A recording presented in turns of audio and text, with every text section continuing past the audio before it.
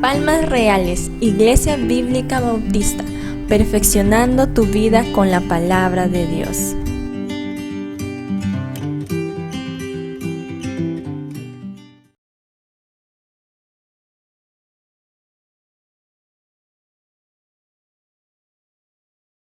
Yo recuerdo, yo soy de la selva, de un lugar que se llama San Hilarión. Yo no nací en un hogar católico, nací en un hogar cristiano. Pero cuando pasaba por la iglesia católica, ahí veía al santo que estaba, bueno, y también al Señor, pero era de colorcito oscura, ¿no? Un poquito más oscuro que yo. Y ahí está, y cuando pasaba por ahí me daba miedo. Mucho más en la noche. Oh, Dios mío, ese lugar era tétrico para mí. Me daba miedo pasar a mi casa y me arrepentía de haberme quedado hasta tarde en la calle. Pero bueno, en nuestro país tenemos a varios Cristos. Uno de ellos es Cristo de Yungay. ¿Cuántos conocen al Cristo de Yungay? O han escuchado, mejor dicho. ¿Han escuchado Cristo de Yungay? Hay otro que es Cristo del Pacífico. Y lo conocemos muy bien, ¿verdad? También tenemos señores.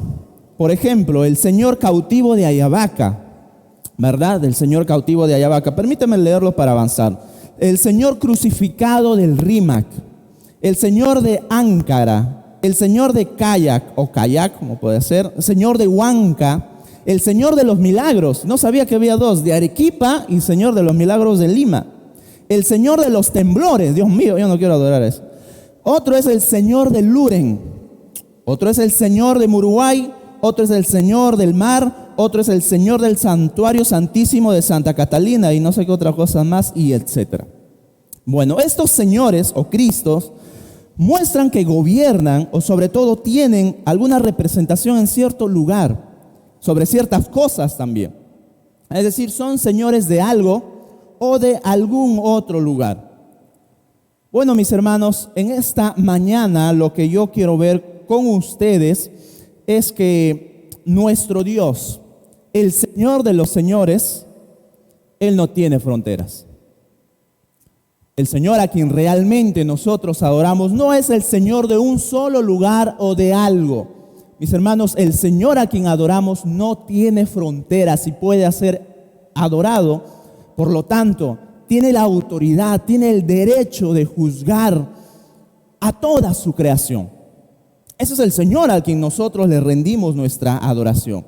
Él no tiene restricciones. Él no tiene límites, no tiene fronteras y por lo tanto Él juzga lo que le pertenece. Y yo estoy viendo con mis hermanos del segundo servicio, estamos estudiando Primera de Samuel. Yo quiero que veamos el tema Dios juzga con desgracia, la segunda parte. La semana pasada vimos la primera parte. Dios juzga con desgracia, segunda parte. Y por ello le pido que abra su Biblia, por favor, en Primera de Samuel, capítulo 5. Primera de Samuel, capítulo 5. En este pasaje vamos a ver a Dios juzgando sin límites y sin fronteras. Solamente para ponerlos en contextos a ustedes, Dios ya había castigado a sus hijos, a Israel, especialmente a un grupo religioso, a los líderes religiosos. Sucede que había un profeta de nombre Elí que tenía a sus hijos, Ofni y Finés. Estos hijos del sumo sacerdote eran unos depravados, eran unos perversos, eran completamente depravados en el pecado. No querían honrar a Dios. Dios, habiendo buscado por muchas maneras, por mucho tiempo también, que estos hombres se arrepintieran, Dios decidió castigarlos, porque no querían arrepentirse de sus pecados, no querían arrepentirse de deshonrar a Dios. Entonces, en el capítulo 4, Dios juzga a estos hijos, a los líderes sacerdotales, cumpliendo con la palabra que Dios ya le había dicho a Elí en el capítulo 2. Así que hoy nos toca ver cómo Dios castiga a los filisteos. Dios no tiene fronteras y eso es lo que quiero que salgamos pensando y meditando en nuestros corazones. La semana pasada también vimos algunas cosas muy importantes. El pueblo de Israel había caído en una superstición, había caído en una especie de adoración falsa. ¿Qué es lo que había pasado? Los israelitas habían perdido la batalla contra los filisteos. Y no había mejor opción para los israelitas que pensar, bueno, hemos perdido, ¿qué ha pasado? La forma en cómo ellos hubieran reaccionado es, Señor, muéstranos qué ha pasado. Nos arrepentimos de nuestros pecados, volvemos hacia ti, ¿qué hemos hecho? No hicieron eso.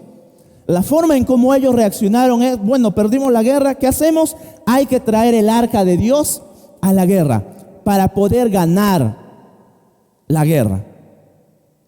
Mala opción, mala respuesta. Porque el arca, mis hermanos, no era un amuleto y tampoco lo es. No era un objeto para que lo puedas llevar a algún lado y pueda hacer algo de superstición para tu vida, te puede hacer algo bueno. Así como algunos hacen andar el guairuro en su bolsillo, ¿no? Para que nunca falte la plata. Amarran en su casa una penquita de sábila. Otros se ponen ajos en el cuello, no sé qué otra cosa más. Pero muchas veces la gente vive en superstición. No quiere pasar por debajo de una escalera porque le va a ir mal. No quiere levantarse con el pie izquierdo, si no me equivoco. Y hay muchas situaciones en las que la iglesia, los mismos hijos de Dios, caen en supersticiones. Mis hermanos, que no son nada real, que no sirven para nada para la vida del creyente. El pueblo de Dios había hecho del arca una especie de superstición, un amuleto de buena suerte. Y a Dios eso no lo agradó, mis hermanos. A Dios eso no lo agradó, para nada. Además, vimos que los líderes habían sido juzgados justamente por ni siquiera tener en su corazón la palabra de Dios, porque era un tiempo de oscuridad, era un tiempo de mucha ausencia de la palabra de Dios. Y ya saben, cuando hay ausencia de la palabra de Dios en nuestros corazones, no actuamos correctamente. Cuando hay ausencia de la palabra de Dios en nuestras vidas, no vamos a saber responder de manera adecuada en nuestras vidas. Por ende, los filisteos tomaron el arca de Dios, los paganos. Es la primera vez que se ve hasta ahora en las Escrituras que el arca de Dios no se encuentra en el lugar donde debería de estar. Había sido tomada por los gentiles. Esto representaba una especie de juicio de Dios.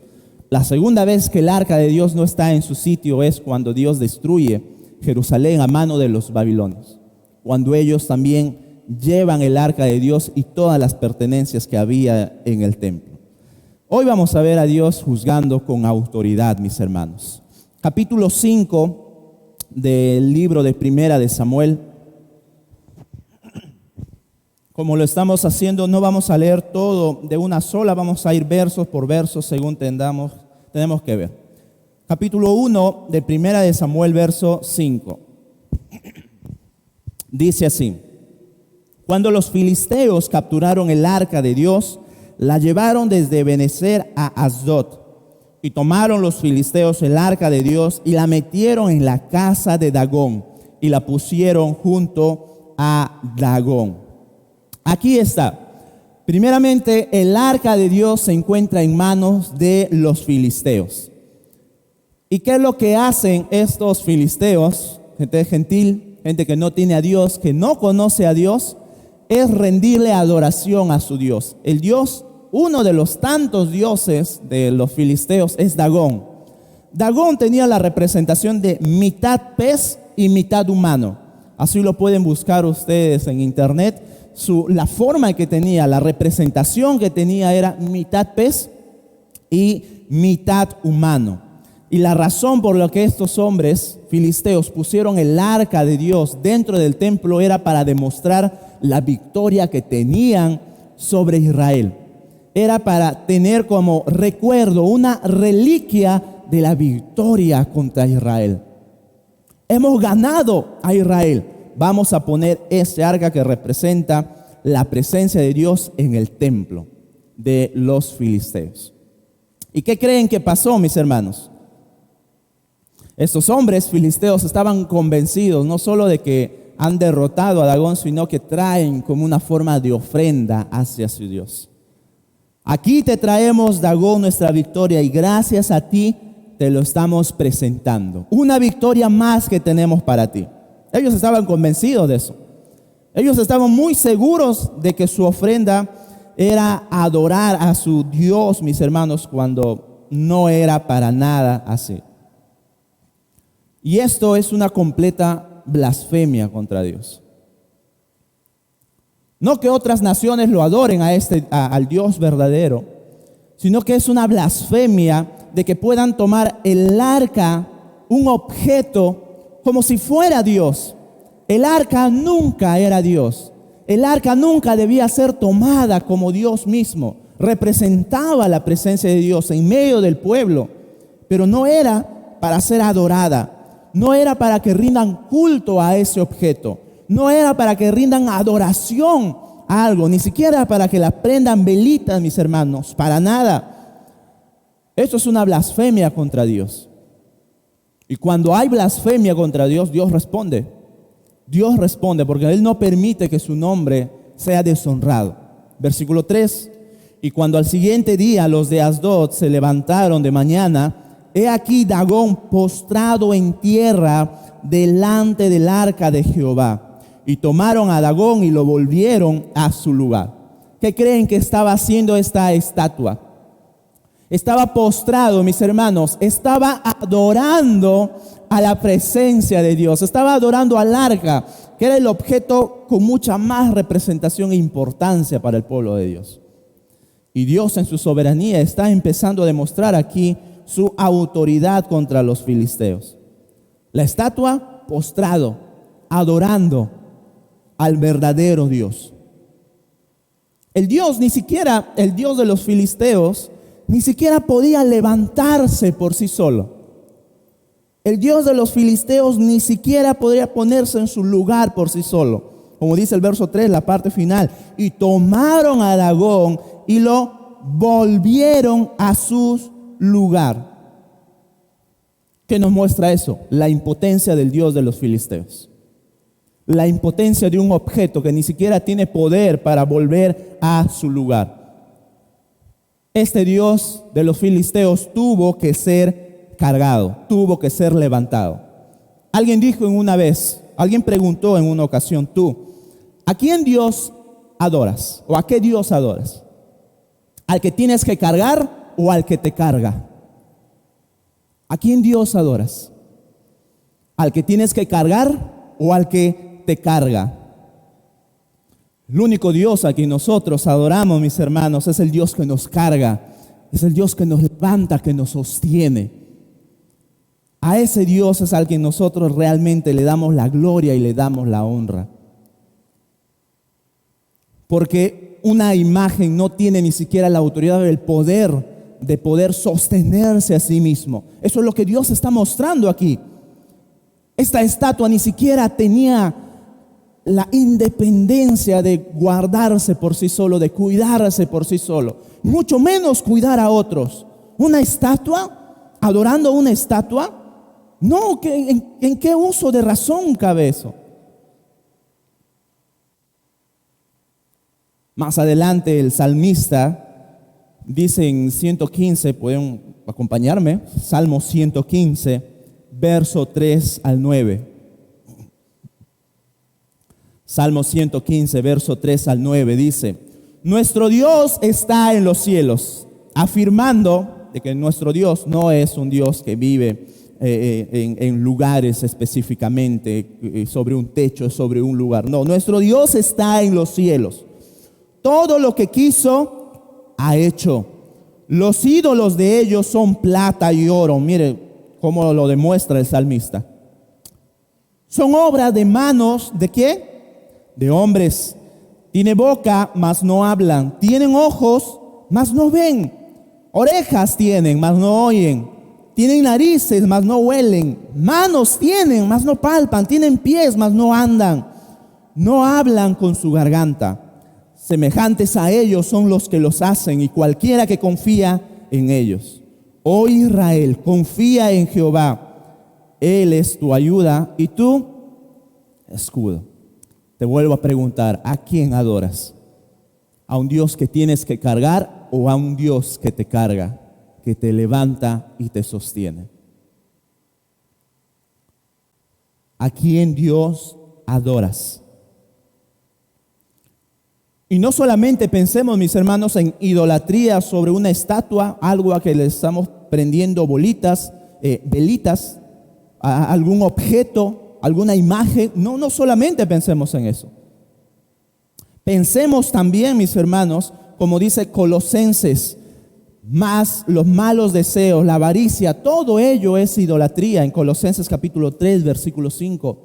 Es idolatría tener malos deseos, es idolatría caer en avaricia. ¿Por qué? Porque en cierta manera eso es a lo que nosotros estamos cargando.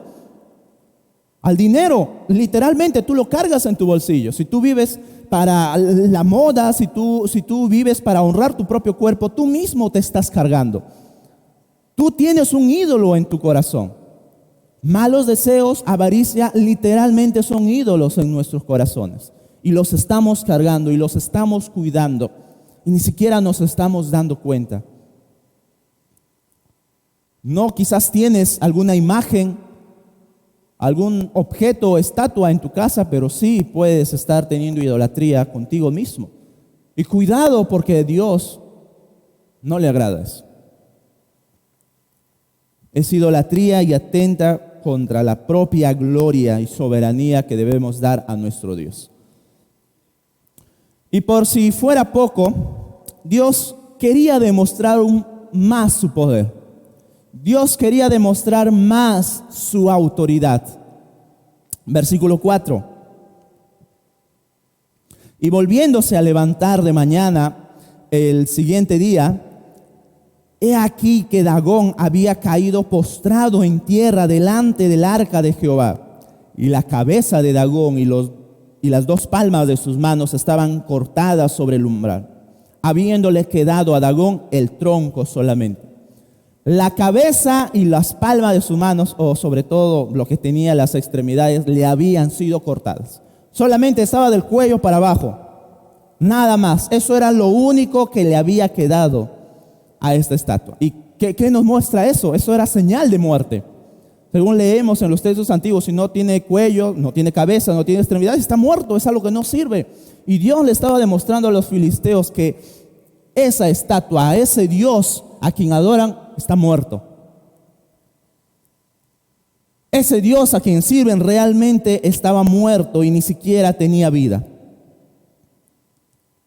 Y Dios lo que está haciendo no solamente es demostrar su autoridad, es como hacer una burla dejando a esta estatua en esas condiciones.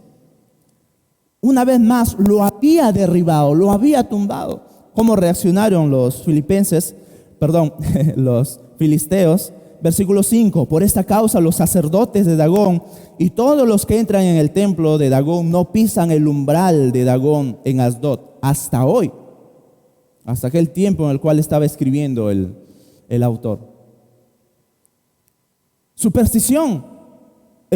Umbral quiere decir un escalón.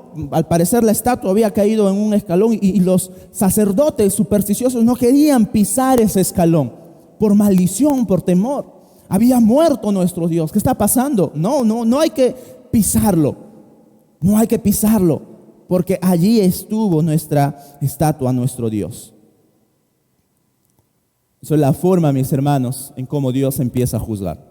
Primeramente a su Dios, como si tuviera vida, porque no la tenía, pero Dios quería demostrarles que su estatua estaba muerto. Su Dios a quien adoran no tiene vida. Y encima se empieza a burlar de su Dios, de los filisteos. Pero Dios no todavía acaba allí. Aún sigue. Dios quiere ser más claro con su juicio cuando se blasfema con su nombre. Versículo 6. Y le agravó la mano de Jehová sobre los de Asdod. Atento a la palabra. Y se agravó la mano de Jehová sobre los de Asdod y los destruyó y los hirió con tumores en Asdod y en todo su territorio. Una vez acabado con su Dios, ahora sigue con el pueblo filisteo. Dios los va a herir con enfermedades, con tumores. Ahora conocemos, al parecer puede ser como una enfermedad de la peste bubónica, en el cual realmente reaccionaba a la piel y es por eso que tenían esos tumores en la piel. Eso era la manera en cómo Dios les estaba juzgando. Además podemos creer que había sido por las ratas. Más adelante en el capítulo 6, si Dios lo permite, con otro grupo estaremos estudiando el capítulo 6. También Dios había castigado con ratas. Por medio de las ratas se había propagado esta enfermedad, estos tumores contra los filisteos. ¿Cómo reaccionaron estos hombres? Versículo 7. Y viendo esto, los de Asdod dijeron: no quede con nosotros el arca de Dios de Israel, porque su mano es dura sobre nosotros y sobre nuestro Dios Dagón. Mis hermanos, en su pecado, en su incredulidad, pudieron reconocer la mano poderosa de Dios. En su incredulidad pudieron realmente entender que había alguien que les estaba juzgando por sus hechos, por lo que habían hecho. Reconocieron que Dios era fuerte y poderoso. Reconocieron que Dios era todopoderoso. Se dieron cuenta de que Dios es realmente un Dios todopoderoso, mis hermanos. Eso es lo que pasa en la actualidad. Hay personas que se pueden dar cuenta de que hay un Dios. Sí, yo creo en Dios, yo creo que hay alguien fuerte que me cuida, pero ahí acaba todo. Yo creo solamente que existe un Dios bueno, un Dios amoroso, pero ahí nada más. Yo creo que existe alguien que está arriba en el cielo y sí es bueno, me ha cuidado, me bendice, me cuida en el trabajo, y encima cuando salgo a trabajar yo me hago, tú sabes, la señal y genial, y está todo bien. Como en ocasiones la gente pasa por la iglesia, mis hermanos, y cuando estamos regando el jardín, las personas nos piden: por favor, ¿me puede dar un poquito de agüita bendita para echarme? Pasa la gente. Cuando usted ve en el carro pasando por aquí la avenida, la gente se persigna, porque quieren el bien para sus vidas, quieren algo bueno para sus vidas, sobre todo quieren a Dios que les bendiga, que les cuide. Todas o la mayoría de personas llega hasta ese punto. Sí, creo que hay un Dios, pero ahí acaba todo. Dios no solamente quiere que creas en Él. Dios no solamente quiere que tú conozcas que hay alguien arriba, quien es Dios, el Creador, el Poderoso. No. Dios quiere que le rindas tu vida. Dios quiere que le entregues tu vida, que lo reconozcas como el Señor, el Salvador, a quien vas a honrar, a quien vas a adorar con tu vida. Eso es el Dios que tenemos y a quien debemos de adorar.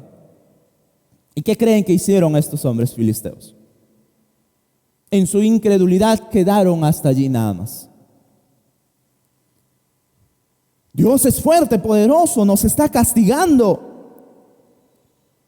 Qué bonito hubiera sido que se arrepientan.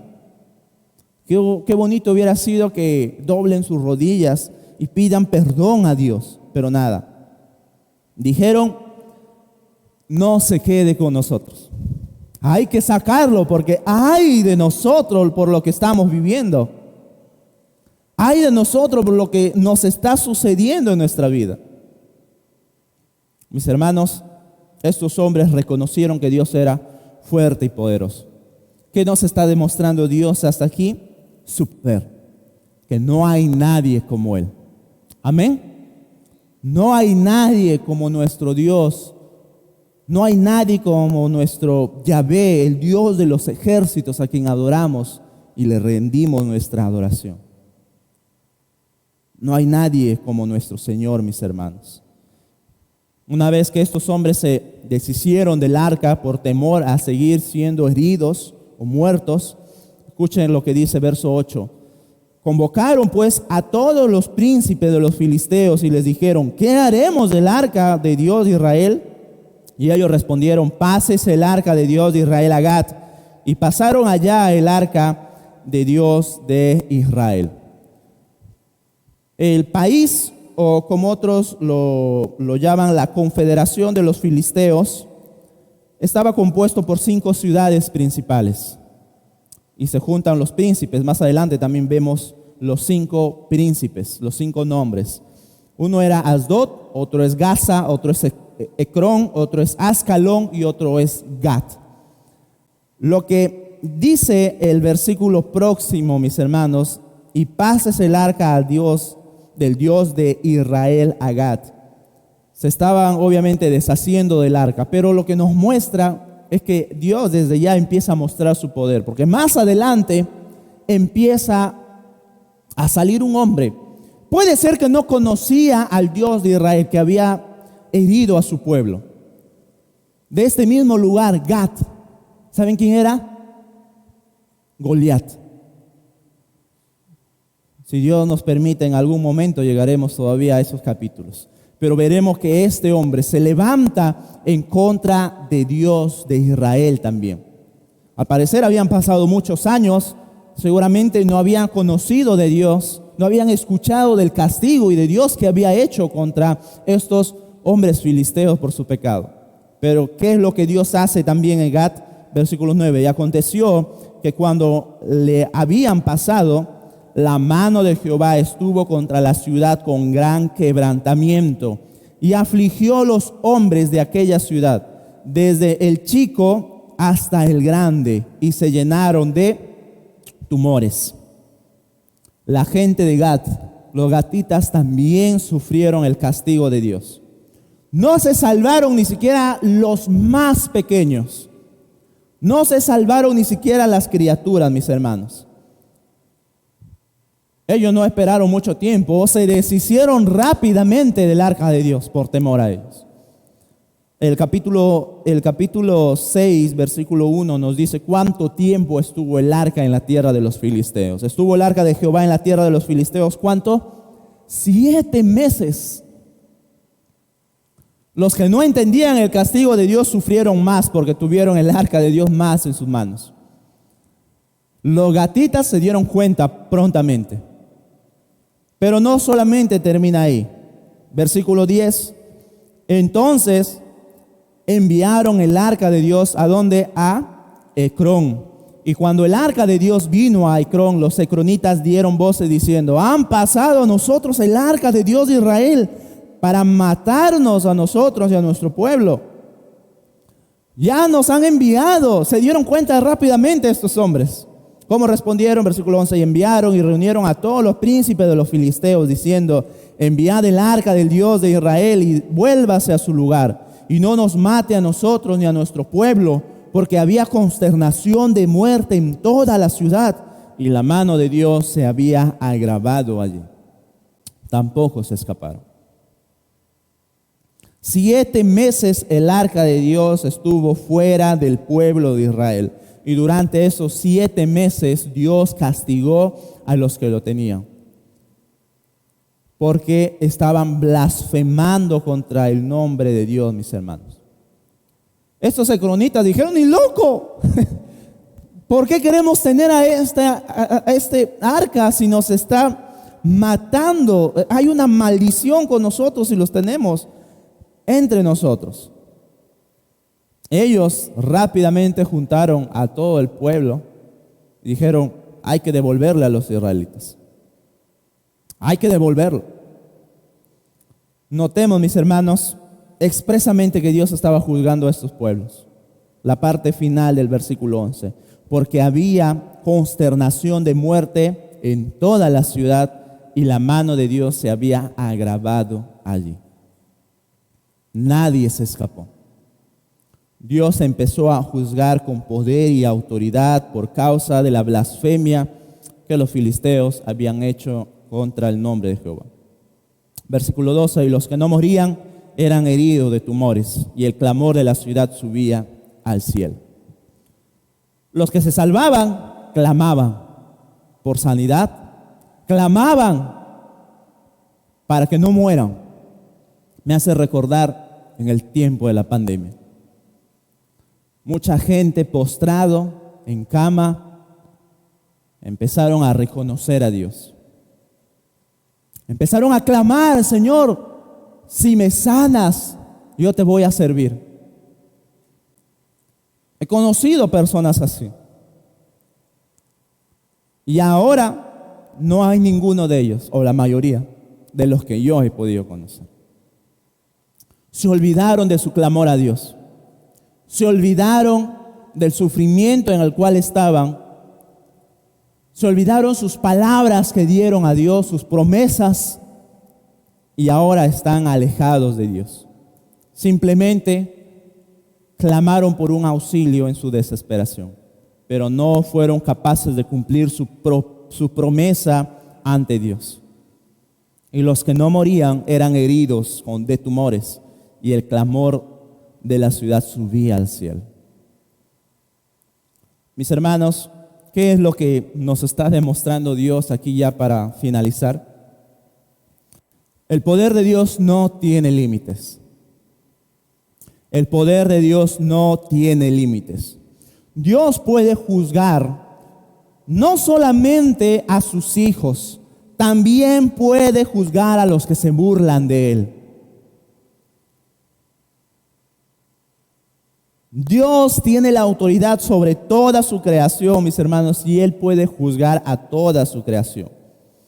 Sí, hasta incluso con alguna enfermedad, con algo que pueda estar pasando en tu vida, con alguna dificultad que tú crees que tienes en tu vida. Dios puede estar juzgando. Si no eres hijo, Dios te puede estar juzgando. Pero si tú eres un hijo de Dios, te puede estar disciplinando por tu pecado. Te puede estar disciplinando por tu desobediencia a Él. En ambos lados Dios sigue juzgando.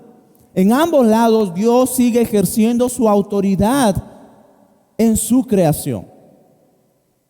Así que sí, es bueno ponernos a pensar. De repente hay algo que Dios me está disciplinando. De repente hay algo que Dios me está castigando. Algún pecado que hice. Solo usted lo sabe. Solo usted lo sabe en su corazón. Pero sí, mis hermanos, Dios juzga con desgracia, como lleva el título de esta prédica. Dios juzga con desgracia. Recuerda esto: Dios no tiene límites. Los ídolos sí. Dios tiene todo poder y autoridad sobre toda su creación. Los ídolos sí. Los santos sí. Algún objeto que está con velas allí, sí, tiene límites, y ahí es el único lugar hasta donde puede llegar su autoridad. Pero mi Dios, a quien nosotros adoramos, es el Dios de los ejércitos. Es el Dios que gobierna sobre toda la creación. Es el Dios que gobierna sobre todos nosotros, mis hermanos. Y a Él es a quien debemos adorar. Así que, ¿qué vas a hacer? Quizás hoy o en estos días has podido reflexionar mejor en adorar a Dios. Has podido meditar mejor tu adoración que tienes hacia Dios, ese lado espiritual que tienes. ¿Lo has podido meditar? Yo espero que sí haya sido más sensible. Algunos se ponen a ver películas de la Semana Santa y en cierta manera, qué bonito, reflexionando sobre las obras de nuestro Señor Jesús que vino a hacer. Pero ¿tú qué vas a hacer? ¿Quieres cargar a tus dioses o quieres que Dios te cargue a ti? ¿Quieres salir y caminar? ¿Quieres salir y andar cargando a alguien o a algo? ¿O quieres que Dios te cargue a ti? ¿O quieres que Dios te sostenga? ¿Quieres que Dios te levante? ¿Quieres que Dios te ayude? ¿Qué es lo que vas a hacer? De repente tú tienes alguna idolatría contigo mismo. No necesitas tener un objeto, no necesitas cargar algo, pero puede que tengas idolatría en tu vida, como dice Colosenses, malos deseos o avaricia, eso es idolatría. Puede que tú estés cargando todas esas cosas y tu adoración está en esos ídolos. Tu adoración está en esta vida. Amas más esta vida que a Dios.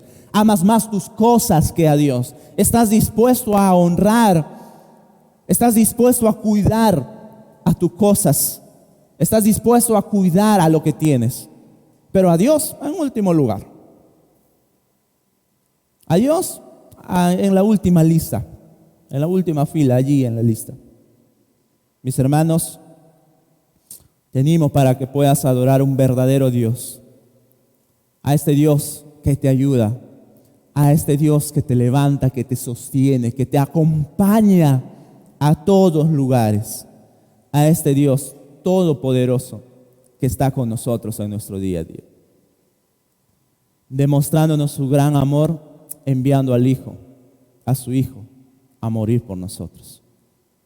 Ese es un Dios. ¿Te das cuenta? Tú no tienes que hacer nada para este Dios, porque Él lo hizo todo. Él vino a cargar el madero por ti.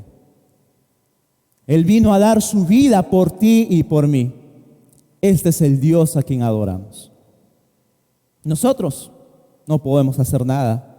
Solamente venimos a este lugar a darle nuestras vidas, nuestro agradecimiento. Eso es lo que venimos a hacer acá.